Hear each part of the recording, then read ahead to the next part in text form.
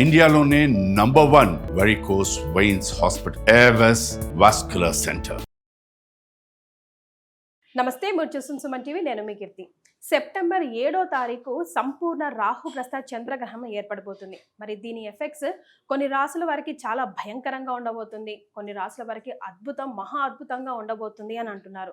ఇందులో నిజమెంత, ఏ రాసుల వారు జాగ్రత్తలు పాటించాలి, ఏ రాసుల వారు ఖచ్చితంగా రెమెడీస్ని పాటించాలి అన్న వివరాలు మనకి తెలియజేయడానికి మనతో పాటు ఉన్నారు. 2009 నుంచి 30,000కు పైగా జాతకాల పరిశీలన చేసి 2013 నుంచి 1,000 మందికి పితృదోష నివారణ కార్యక్రమాలు చేయించిన ప్రముఖ ఆస్ట్రాలజర్ బ్రహ్మశ్రీ నందిబట్ల శ్రీహరి శర్మ గురుగారు మనతో పాటు ఉన్నారు. నమస్తే గురుగారు.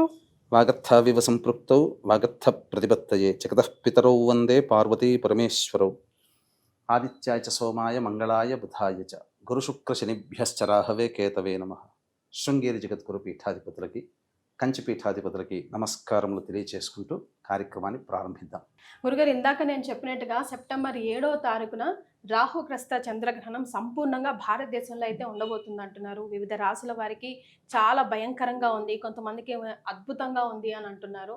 చాలా భయభ్రాంతులకి గురవుతున్నారు. సో దాని మీరు కరెక్ట్గా మా అందరికి దారి చూపిస్తారని ఒక నమ్మకం గురుగారు. తప్పకుండానమ్మా. అంటే చాలా ప్రసార మాధ్యమాలలో కొన్ని రాశులలో జన్మించినటువంటి వాళ్ళకి అద్భుతంగా రాజయోగాలు, కొన్ని రాశులలో జన్మించినటువంటి వాళ్ళకి మధ్యమ ఫలితాలు, కొన్ని రాశులలో జన్మించినటువంటి వాళ్ళకి పూర్తిగా అధమ ఫలితాలు అని చెప్పి కొంతమందికి సంతోషాన్ని, కొంతమందికి బాధని కలిగించే విధంగా అనేక కార్యక్రమాలు మనం ఈ మధ్య చూస్తున్నాం. వాస్తవానికి ఆ చెప్పినటువంటి రాశుల్లో అందరికీ రాజయోగాలు పడుతున్నాయా?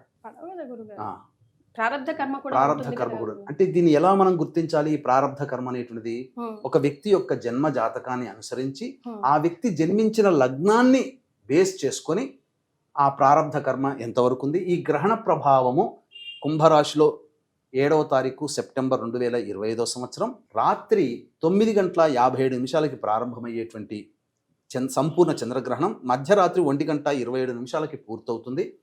మధ్య మోక్షకాలం 11:52 నుంచి దాదాపు 8 నిమిషాల పాటు ఆ యొక్క సంపూర్ణముగా అదృశ్యమైపోతుంది చంద్రుడు. ఈ విధమైనటువంటి గ్రహణ ప్రభావము పాత గణిత పంచాంగాల ప్రకారం శతభిష మరియు పూర్వభాద్ర నక్షత్రంలో జన్మించినటువంటి వాళ్ళకి, దృగ్గణిత ప్రకారము కేవలం పూర్వభాద్ర నక్షత్రంలో జన్మించినటువంటి వాళ్ళకి ఈ యొక్క సంబంధించినటువంటిది ఏర్పడబోతుంది ఆ నక్షత్రంలో అని చెప్పి. కాబట్టి మనం 2 సిద్ధాంతాలు కనుక మనం ఆమోదింప చేసుకుంటే, ఇక్కడ శతభిష నక్షత్రానికి ముందున్నటువంటిది ధనిష్ట, శతభిషం తర్వాత పూర్వభాద్ర కూడా నక్షత్రం ఉంది కాబట్టి పూర్వభాద్ర తర్వాత అయినటువంటి ఉత్తరాభాద్ర, శతభిషంతో సమానమైనటువంటి అనుజన్మ తారలు స్వాతి మరియు ఆరుద్ర, అలాగే పూర్వభాద్రంతో అనుజన్మంగా ఉన్నటువంటి విశాఖ, పునర్వసు, మొత్తం కలిపితే 8 నక్షత్రాల్లో జన్మించినటువంటి వాళ్ళు ఈ యొక్క గ్రహణాన్ని చూడకూడదు.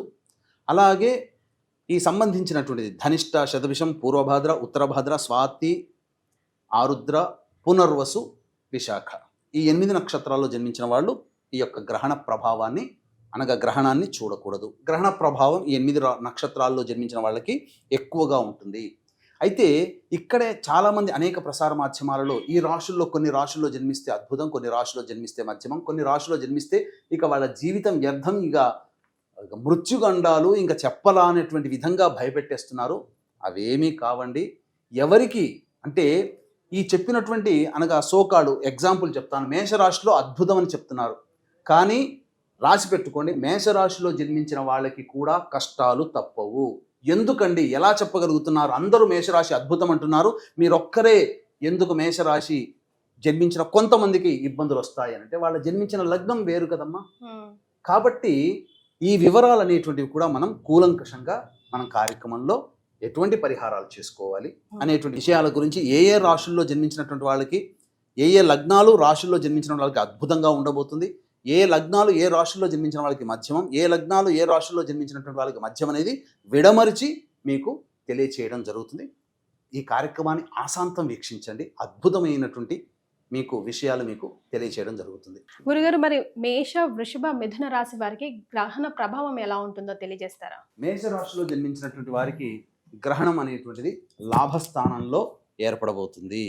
కాబట్టి మొట్టమొదటిగా మేషరాశికి సంపూర్ణమైనటువంటి యోగం కలగబోతుంది. అలాగే వ్యయస్థానంలో ఉన్నటువంటి శని కూడా వక్రీకరించి లాభస్థానంలో ఉన్నటువంటి కారణం చేత ప్రధానంగా మేషరాశి వారికి అనగా మేషరాశిలో జన్మించినటువంటి వారికి సంపూర్ణముగా యోగము కలగబోతుంది. అయితే మనం గనక చూసుకున్నట్లయితే కొంతమందికి మేషరాశిలో జన్మించినటువంటి వారికి చెప్పినటువంటి వాటికి విరుద్ధంగా జరగబోతుంది. కారణం ఏంటి అనంటే మేషరాశి మేషలగ్నము కానీ లేదా మేషరాశిలో జన్మించి కన్యా లగ్నంలో కానీ లేదా మేషరాశిలో జన్మించి ధనుర్లగ్నంలో జన్మించినటువంటి వాళ్ళకి మాత్రమే సంపూర్ణముగా యోగముగా ఉండబోతుంది. మిగతా లగ్నాలలో జన్మించినటువంటి వాళ్ళకి కాస్త అరిష్టముగానే చెప్పవచ్చు. కాబట్టి ప్రధానంగా ఈ మేషరాశిలో జన్మించినటువంటి వారికి లాభస్థానంలోనే మంచి స్థితి పొంది ఉండడం, అలాగే కుజుడు కూడా షష్టమ స్థానంలోనే ఉండడం, అలాగే మిగతా గ్రహాలన్నీ కూడాను యోగించేటువంటి స్థితిలో ఉన్నటువంటి కారణం చేత ఎవరికి బాగా యోగిస్తుంది? మేషరాశిలో జన్మించి కన్యా లగ్నంలో కానీ ధనుర్లగ్నంలో కానీ జన్మించి ఉండి మేషరాశిలో జన్మిస్తే అద్భుతమైనటువంటి యోగము. అలాగే మేషరాశిలో జన్మించి ఉండి వృషభ లగ్నము కానీ అలాగే సింహలగ్నము కానీ అలాగే ఈ సంబంధించినటువంటి మకర లగ్నము కానీ అలాగే తులా లగ్నంలో కానీ జన్మించి గనక ఉన్నట్లయితే వాళ్ళకి మధ్యమమైనటువంటి ఫలితము లభిస్తుంది. ఇక మేషరాశిలో జన్మించి ఉండి కర్కాటక లగ్నము అలాగే ఈ సంబంధించినటువంటి వృశ్చిక లగ్నము కుంభ లగ్నము మీన లగ్నంలో గనక జన్మించి ఉంటే మేషరాశిలో జన్మించిన వాళ్ళకి ఫలితములు సామాన్యం కంటే తక్కువగానే ఉంటాయి.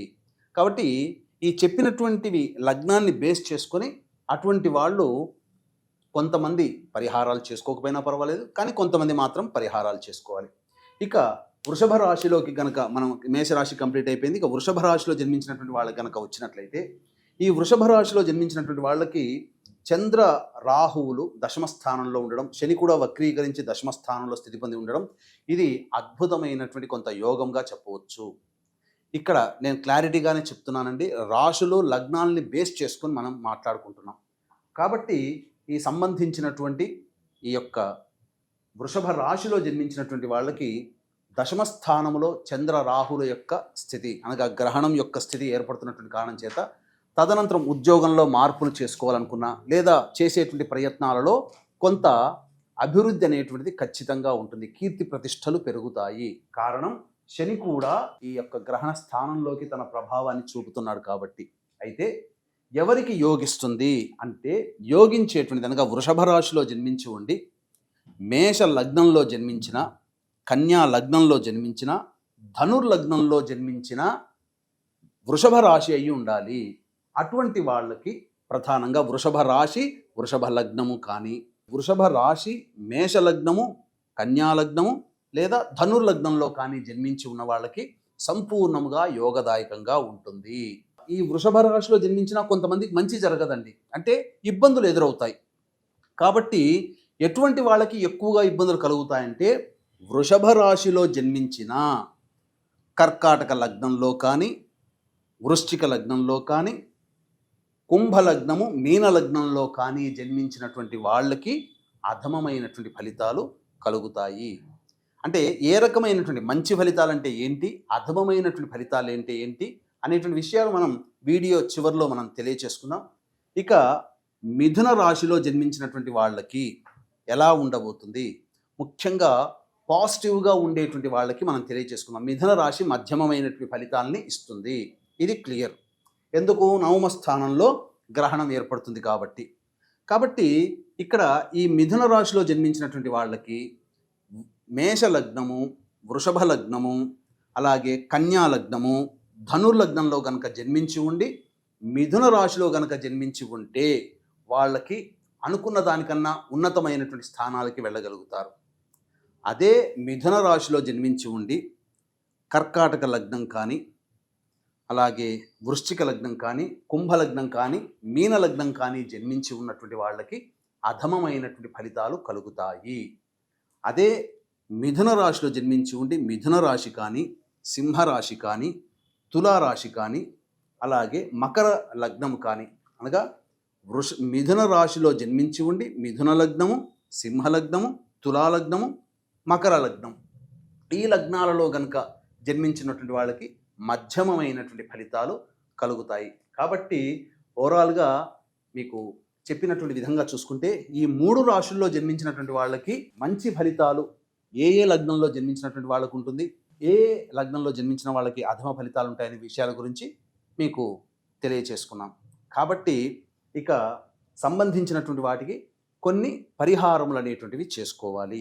అయితే వీక్షించేటువంటి ప్రేక్షకులు కూడా గమనించాల్సినటువంటి అంశం ఏంటంటే, ప్రధానంగా ఈ చెప్పినటువంటి వాటికి అధమ ఫలితాలంటే ఏంటి? అధమ ఫలితములు అని అంటే ప్రధానంగా చేస్తున్నటువంటి పనులలో ఆటంకాలు ఉంటాయి, అలాగే ఉద్యోగ విషయంలో మార్పులు అనేటువంటివి చేయకూడదు, ఉన్న ఉద్యోగంలోనే కంటిన్యూ అయ్యే ప్రయత్నం చేయండి, ధనాన్ని నష్టపోతారు కాబట్టి పెట్టుబడులు పెట్టకండి, ఇలా మనం చెప్పబడింది. ఎవరిని గుడ్డిగా నమ్మి ఫాలో అవ్వకండి, ఇలా మనం చెప్పబడినటువంటిది. కాబట్టి మధ్యమ ఫలితములోనంటే సాధారణంగా రోజువారీ దినచర్యల్లో కొన్ని ఇబ్బందికర పరిస్థితులు వస్తాయి. దైవానుగ్రహం వల్ల చేసుకున్నటువంటి పరిహారాల వల్ల ఈ చెప్పినటువంటి మధ్యమ ఫలితాలు ఏ రాశుల్లో ఏ లగ్నంలో జన్మించిన వాళ్ళకు ఉంటుందో అవి దైవానుగ్రహం వల్ల ఆ ఫలితములు మనల్ని ఇబ్బంది పెట్టవు. అయితే ఉత్తమమైనటువంటి ఫలితాలు పొందే లగ్నాలలో జన్మించిన వాళ్ళు, రాశుల్లో జన్మించినటువంటి వాళ్ళకి మనం తెలియజేశాం కదా. కాబట్టి ఏమవుతుంది, వాళ్ళు చేసిన చిరు ప్రయత్నము వాళ్ళకి కొండంత లాభాల్ని తెచ్చిపెడుతుంది.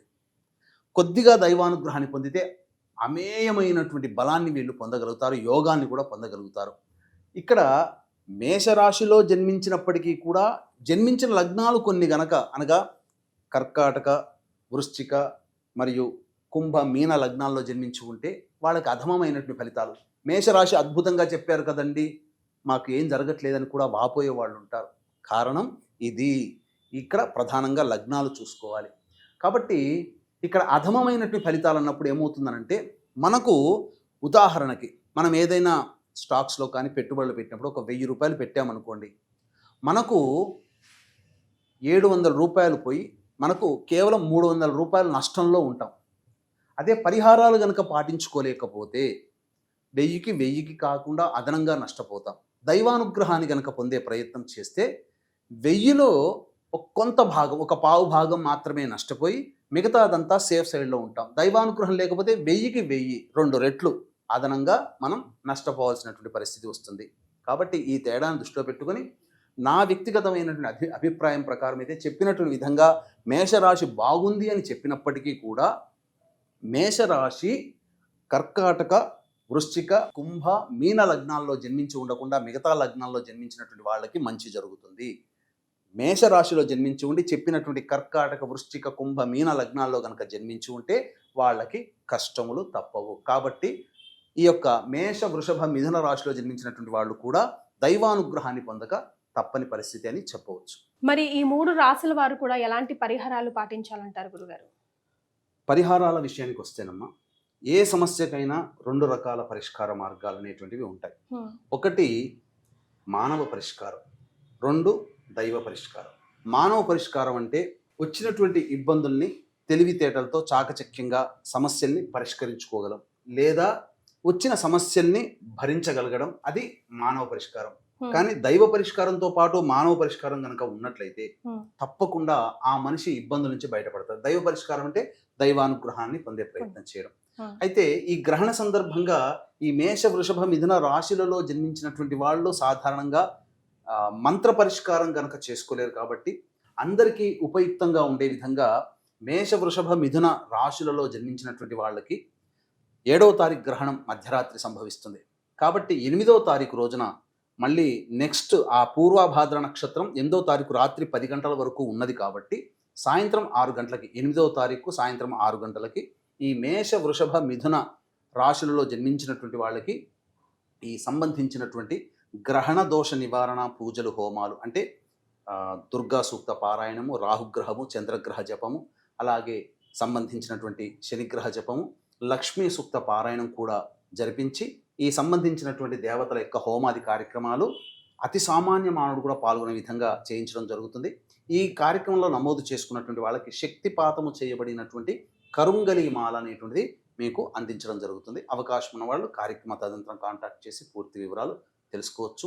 అలాగే మీకు మీరుగా చేసుకోగలిగినటువంటిది ఏమిటి అని అంటే, ఒక కంచు పాత్ర కానీ లేదా ఒక ఇత్తడి పాత్ర కానీ, లేదు కనీసం ఒక మట్టి ప్రమిదనైనా కానీ, అంటే మట్టి పాత్ర చిన్నది ప్లేట్ లాగా ఉండేది తీసుకొని దాంట్లో వెండి చంద్రబింబము, వెండి సర్పబింబము, అలాగే సంబంధించినటువంటిది సూర్యబింబము కూడా పెట్టుకుంటే మంచిది. పెట్టుకొని, ఎందుకనంటే గ్రహణం తరువాత 21 సెప్టెంబర్ నాడు కూడా సూర్యగ్రహణం వస్తుంది కాబట్టి కొంత ఎఫెక్ట్ పడుతుంది ఖచ్చితంగా. ఎందుకంటే ఇక్కడ మనకు సంభవించని, మనకు కనబడకపోయినా ప్రపంచవ్యాప్తంగా ఏర్పడుతున్నటువంటి వాటికి మనం తప్పక కొంత పే చేసుకోవాలి తప్పదు. కాబట్టి ఈ సంబంధించినటువంటి సూర్య బింబము, చంద్రబింబము, అలాగే ఈ సంబంధించినటువంటి నాగబింబం, ఇవన్నీ కూడా ఆ పాత్రలో వేసి అది మునిగిపోయే విధంగా ఆవు నెయ్యి వేసి 8వ తారీఖు రోజున స్నానం ఆచరించి దేవాలయానికో లేకపోతే వాళ్ళకి దగ్గరలో ఉన్న పండితుల్ని ఇంటికి పిలిపించుకొని సంకల్పం చేయించుకొని ఆ సంబంధించినటువంటి ఆ పాత్రలో ఉన్నటువంటి నెయ్యిలో తమ యొక్క బింబం, తన ముఖాన్ని ఈ విధంగా చూసుకొని అప్పుడు మినుములు, బియ్యము, కొన్ని నువ్వులు, నల్ల నువ్వులు, ఇవి వస్త్ర సహితముగా బ్రాహ్మణుడికి సంకల్పం విధానంగా చెప్పుకొని దానము గనక చేసినట్లయితే తప్పకుండా వాళ్ళకి దోష పరిహారం తగ్గుతుంది. భవిష్యత్తులో అంటే ఎలాంటి దోషం వస్తుందండి అని చెప్పవచ్చు, కానీ అది అనుభవిస్తే తప్ప మనం చెప్పలేం. కాబట్టి ఎవ్వరు కూడా ఈ గ్రహణానికి సంబంధించినటువంటి వాటికి వచ్చే విపత్తుల్ని మనం అంచనా వేయలేము. ప్రకృతి విపత్తులు రావచ్చు, అలాగే సంఘజీవిగా మనం ఉన్నాం కాబట్టి మనకు కూడా ఎఫెక్ట్ రావచ్చు. కాబట్టి జాగ్రత్తగా దీని యొక్క ప్రభావము దీపావళి పండుగ వరకు ఉంటుంది. కాబట్టి ఖచ్చితంగా మీరు ఆచరించక తప్పని పరిస్థితి అని చెప్పడంలో ఏమాత్రం సందేహం లేదు. అవకాశం ఉంటే చక్కగా మన పీఠమాధ్వర్యంలో జరిగే గ్రహణ దోష నివారణ కార్యక్రమం 8వ తారీఖు రోజున సాయంత్రం 6 గంటలకు ప్రారంభమవుతుంది. కాబట్టి 5 గంటల లోపల మీరు ఆ యొక్క కార్యక్రమంలో నమోదు చేసుకోవచ్చు. చాలా సంతోషం గురుగారు. 3 రాశుల వారికి ఎలాంటి ఎఫెక్ట్ ఉండబోతుంది, ఎలాంటి పరిహారాలు పాటించాలో కూడా సూచించారు. ధన్యవాదాలు. సర్వం శ్రీ ఉమామహేశ్వర పరబ్రహ్మార్పణమస్తు.